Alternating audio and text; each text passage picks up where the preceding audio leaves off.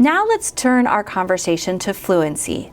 Remember, fluency is doing something easily and accurately, and we would like students to develop fluency with understanding ones and tens and being able to use manipulatives to represent the place values, particularly here in this section of the module, focusing on tens and ones.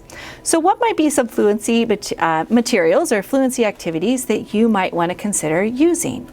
Well, you could ask students to build tens. So one of the ways you can do this is by counting days. Often you might do this through your calendar activities in your classroom. But for every day of school, students get a straw, and then after 10 days, we group those 10 straws into a group of 10. And then eventually, you can group those 10 tens into 100. Another way that you can do this is with the grouping game. Wow, say that a few times fast.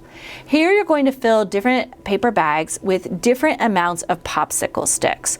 I would probably do anywhere from like 5 popsicle sticks, maybe up to about 50. And then students can work in groups to count the popsicle sticks, grouping them by tens. And then the group that has the greatest amount of popsicle sticks, they can win. And the nice thing about this is that students can just put all the popsicle sticks back in the bag, throw all the bags in the middle, students choose a new bag, and you can play the grouping game again. There are also a lot of online games that you can use to help students practice their base 10 fluency. Here, students might be interested in playing this game about base 10 fun. And here what they do is, well, you can kind of see what they're doing here on the screen, but they are thinking about sets of 10 and individual ones. Students can also play base 10 war. This is war is always a fun card game to play, but here I have base 10 cards. Notice how on this card it shows 10 and 9, so 19. This card shows 3 10s and 1, so 31.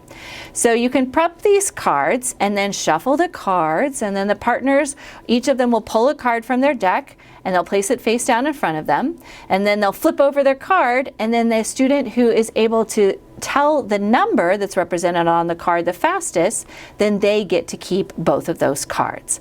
So you could do this also with showing a number and then having students either draw or use different types of materials to represent that number and see who can represent their number the easiest.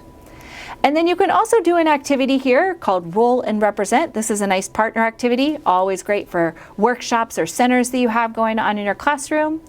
Here, partners are going to take a turn rolling the dice to generate a 2-digit number. So example here, maybe I generated the number 46. And then I'm going to use different place value mats, and the students are going to think about how they could represent that number, but doing that in different ways. Notice here how I have a base 10 representation of 46, and here I see 46 in an equivalent form. So really thinking about what are the different ways that I can group 10s and 1s. So I'd like you to push pause and think about some of the fluency activities you might use to help your students build that place value skill with 10s and 1s. Tell us about it.